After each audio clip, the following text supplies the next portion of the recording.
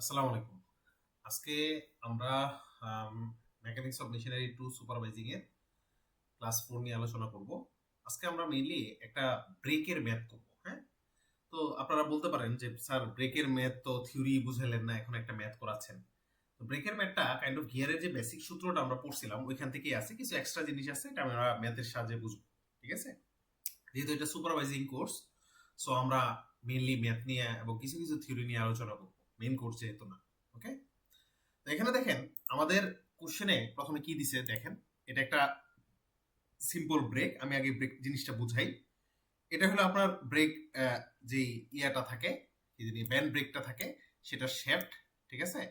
এই শ্যাফটের মধ্যেই মেইনলি আপনারা পারাটা দেন। আর এটা হলো ব্রেক ড্রাম, মানে চাকার সাথে যে হুইলের সাথে যে অংশটা লাগানো থাকে এটা হলো ব্রেক ড্রাম। ঠিক আছে? তো আহ, এই এখানে আপনার মনে করেন যেই ফ্লাইহুইলটা থাকে সেই ফ্লাইহুইলের ভরটা তোমার থামানো হয়। ভরটা ঘূর্ণনটা যেটা, সেই ঘূর্ণনটা থামানো হয় মেইনলি এই শ্যাফটের মাধ্যমে। ঠিক আছে? আর ঘূর্ণনটা কিভাবে থামানো হয়, জেনারেলি এটাতে যদি আমরা চাপ দিই তাহলে তোমার রোপের সাহায্যে এখানে যে ব্রেক হুইলটা আছে সেটা তোমার ঘূর্ণন বন্ধ হয়ে যায়। আর ঘূর্ণন বন্ধ হয়ে গেলে আমরা জানি যে ব্রেকটা পুরোপুরি কাজ করা শুরু করে দেয়। ঠিক আছে? কারণ ফ্লাইহুইলটা বন্ধ হয়ে যায়। ওকে? এখানে দেখেন, এখানে একটা ম্যাথ দেওয়া। এখানে বলছে কি, the simple band brake as shown in figure is applied to a shaft can carrying a flywheel of mass 400 KG. মানে এম এর মান দেওয়া আছে। ঠিক আছে? মাস হলো 400 KG. Radius of gyration of the flywheel is 450 millimetre. মানে K এর মান দেওয়া আছে, এই মিলিমিটারে মিটারে নিবেন, 1000 দ্বারা ভাগ করে 0.45 মিটার। রানস এট 300 আরপিএম, মানে এন এর মান দেওয়া আছে। ঠিক আছে? If the coefficient of friction is 0.2, 0.2 মানে হলো আমার কোএফিসিয়েন্ট অফ ফ্রিকশন, মানে মিউ এর মান দেওয়া আছে।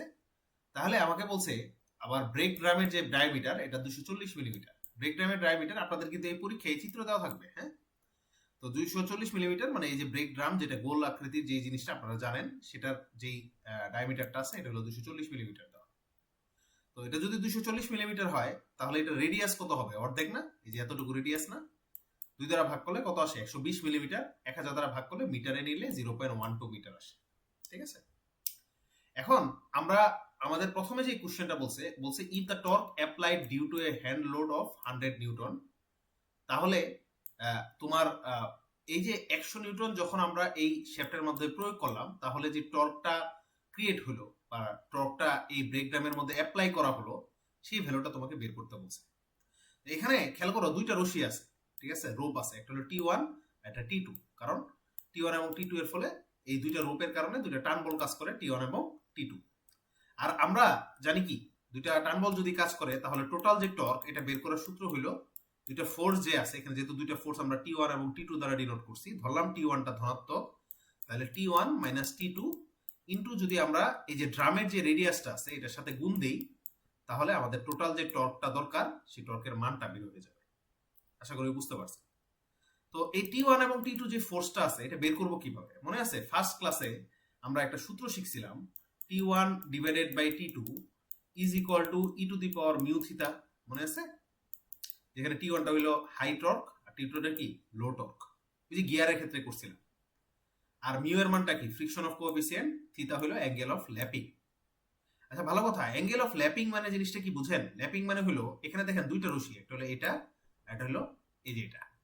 তাহলে আমরা এটাকে যদি কল্পনা করি এখানে কাজ করতেছে, ঠিক আছে? তাহলে এই দুইটার যে মধ্যবর্তী কোণটা আছে, ঠিক আছে, সেই কোণটা হলো অ্যাঙ্গেল অফ ল্যাপিং। বা আরো সহজ ভাষায় যদি আমরা বলি, এখানে যে অ্যাঙ্গেলটা আছে, এই যে এই অ্যাঙ্গেলটা যদি আমরা পিছনের দিকে নিই, তাহলে এইটা যে কোণটা উৎপন্ন করে, ঠিক আছে, এই যে কোণগুলো যে উৎপন্ন করে সেই কোণের সমষ্টি হলো অ্যাঙ্গেল অফ ল্যাপিং। তো অ্যাঙ্গেল অফ ল্যাপিংটা কিভাবে বের করবেন একেবারে দেখেন, একদম সোজা। এখানে খেয়াল করেন, এই যেই ভ্যালুটা আছে, এটা এই ভ্যালুটা কত? 90 ডিগ্রি। আর এই ভ্যালুটা হলো 60 ডিগ্রি। তাহলে আমার কাজ করতেছে কোন দিক বরাবর? একটা হলো এই সারফেস বরাবর, আর এটা হলো কি এটার সারফেস বরাবর। আমি আবারও সহজ ভাষায় বুঝাই, হ্যাঁ? মনে করেন আমি একটু মুছে নেই, তাহলে আপনাদের বুঝতে সুবিধা হবে। একটু ইরেজ করে নিই। অ্যাঙ্গেল অফ ল্যাপিংটা বোঝাটা খুবই ইম্পর্টেন্ট, হ্যাঁ? দেখেন, আমরা খেয়াল করি অ্যাঙ্গেল অফ ল্যাপিংটা কিভাবে বের করবো। মনে করেন এখানে হলো একটা টান বল আছে, তাহলে এটা ঠিক লম্ব বরাবর মানে ভূমি বরাবর একটা রেখা টানলাম। মানে কি এই যে এই রেখাটা। ওকে, আরেকটা বল কি এখানে কাজ করতেছে, তাহলে এটা ঠিক লম্ব বরাবর একটা রেখা টানলাম, যেটা হলো কি এটা। তাহলে অ্যাঙ্গেল অফ ল্যাপিংটা হলো এখানে আপনাদের যে কোণটা কাজ করতেছে, মানে কি এই যে এই দুইটা রেখার মধ্যবর্তী যে কোণটা, সেই কোণটাই হলো অ্যাঙ্গেল অফ ল্যাপিং। তো অ্যাঙ্গেল অফ ল্যাপিং তাহলে এই কোণটা কত, 90 ডিগ্রি। এটা কোশ্চেনের মধ্যে দেওয়া আছে এটা 60 ডিগ্রি, তাহলে টোটাল কত হবে 150 ডিগ্রি। ঠিক আছে, এখানে অন্যভাবে যদিও বের করছে, সেটা আমরা 150 ডিগ্রি বুঝলাম। তো এই যে টোটালটা তো 360 ডিগ্রি, তো 360 ডিগ্রি থেকে আমরা যদি এই 150 ডিগ্রি বিয়োগ দিই, ঠিক আছে, তাহলে যে কোণটা থাকবে সেই কোণটা কি আমাদের এই যে এই কোণটা না। হ্যাঁ, আমি তো বলছিলাম অ্যাঙ্গেল অফ ল্যাপিং কিভাবে বের করে, মানে এটাই অ্যাঙ্গেল অফ ল্যাপিং। যে তো 360 ডিগ্রি থেকে 150 ডিগ্রি বিয়োগ করলে আমাদের কত থাকে, 210 ডিগ্রি। এই যে থিতাটা আছে এটা অবশ্যই খেয়াল রাখবেন, এটা যেন রেডিয়ানে হয়। আমাদের যে মান বেড়েছে 210 ডিগ্রি, এটা তো ডিগ্রিতে, রেডিয়ানে কেমনে পাইবে, 180 দ্বারা গুণ করবা, তাহলে রেডিয়ানে কনভার্ট হয়ে গেল। তো আমরা এখানে যদি e to the power mu theta বসাই, তাহলে আমাদের মান আসবে 2.08। আমরা কিন্তু এই অংশটা করব না, আমরা যেভাবে শিখছি এভাবে করব না, আমরা এখানে নর্মাল নিয়মে করব। t1/t2 লিখবো equal to e to the power mu theta. Mu এর মান কত, মিউ এর মান হলো 0.2, আর থিতার মান এই যে রেডিয়ানে নিলে 3.66। এটা যদি বসান ক্যালকুলেটরে তাহলে 2.08 আসে। আমি আবারও বলতেছি t1/t2 equal to e to the power mu theta. তাহলে এখন আমাদের অনুপাতটা বের হলো, একটা সমীকরণ পাইলাম। এখন দেখো আমরা যদি ও এর পার্সপেক্টিভে তোমার নেই, যেটা বলা হয় মোমেন্ট নেই, খেয়াল করো এই টি1টা তো এই ডিরেকশন বরাবরই কাজ করতেছে, তাই না, এই যে টি1, তাহলে এখানে কোনো টি1 এর কারণে ফোর্স থাকবে না। টি2 আবার এটা থেকে একটা নির্দিষ্ট ডিস্টেন্স আছে, তাহলে এটার সাহায্যে আমরা যে মোমেন্টটা পাবো এটা কত হবে, খেয়াল করো। আমরা যদি ক্লকওয়াইজটাকে প্লাস ধরি, তাহলে ও বিন্দুতে আসতে হলে আমাদের সূত্র কি আসে, টি2টা উপরের দিকে কাজ করতেছে, তাই না। তাহলে টি2 ইন্টু কত, 120 ডিস্টেন্স, তাহলে টি2 ইন্টু কত, 120। আমরা মোমেন্টের সূত্র তো তোমরা জানো, মেকানিক্স যেহেতু পড়ছো, সূত্র কি মোমেন্ট বের করা, ফোর্স ইন্টু যে বিন্দুতে মোমেন্ট নিব সেই ফোর্স থেকে মোমেন্টের যে ডিস্টেন্স। তাহলে আমরা যদি ও বিন্দুতে মোমেন্ট নেই, তাহলে ফোর্স যদি এখানে কাজ করে, তাহলে এখান থেকে এটার ডিস্টেন্স কত, 120, এই জন্য 120 বসাইছি। ইকুয়াল টু, খেয়াল করো এখানে ফোর্স আছে কত, 100 নিউটন, কত 100 নিউটন। আরেকটা ফোর্স, তাই না, এখানে তিনটা ফোর্স আছে কিন্তু, টি1, টি2 এবং এই 100 নিউটন। 100 থেকে এখানে যে ডিস্টেন্স এটা কত, এটা 300। এটা তো ক্লকওয়াইজ, তো ক্লকওয়াইজ যদি হয় এটা কি হবে, মাইনাস হবে।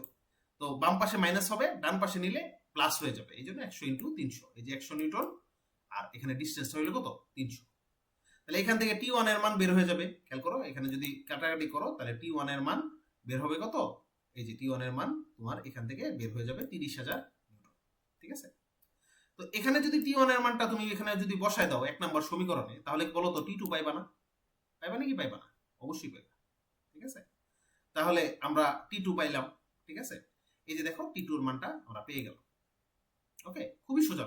হ্যাঁ, তোমরা অনেক ভেজেলা ভাবতেছো, আমি আবারও বলি, এই মোমেন্টের ইকুয়েশনটা পাবা, ইকুয়েশনটা 120 দ্বারা যদি ভাগ দাও, তাহলে টি2 এর মান বের হবে 250 নিউটন। এই টি2 এর মানটা তুমি যদি এখানে বসায় দাও, তাহলে তোমার টি1 এর মানটা বের হয়ে যাবে, কত বের হবে, এই যে দেখো 520 নিউটন। তাহলে আমরা প্রথমেই বলে নিছিলাম টর্ক বের করার সূত্রটা কি, দুইটা ফোর্সের বিয়োগ ইনটু কি, রেডিয়াস। তাহলে দুইটা ফোর্স টি1 টি2 বের করছো ইনটু রেডিয়াস। ড্রামের রেডিয়াস কত দেওয়া আছে, 0.12 মিটার, তাই না, এই যে 0.12 মিটার। আর এর মান যদি বসাও, তাহলে তোমাদের টর্কটা বের হয়ে গেল। আশা করি এটা অনেক সহজ লাগছে। এরকম একটা সেকেন্ড ম্যাথটায় আমাদের বলছে কি, the number of turns of the wheel before it ব্রট to rest.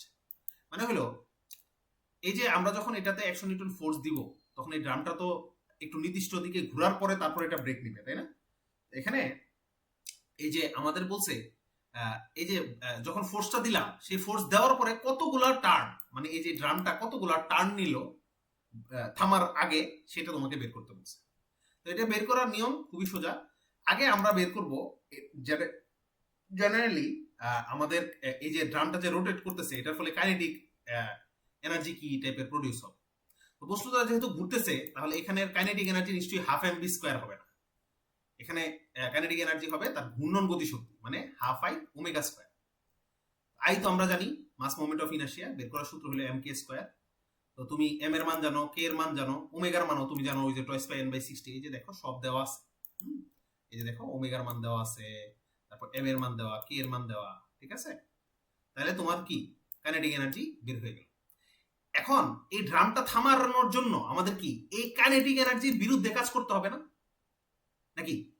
তো এইটাকে থামানো, এটা তো একটা তোমার কাইনেটিক এনার্জি। সেই কাইনেটিক এনার্জির আমাকে থামাইতে হলে এটার পার্সপেক্টিভে আমাকে কি করতে হবে? টর্ক প্রডিউস করতে হবে। ঠিক আছে, কি করতে হবে?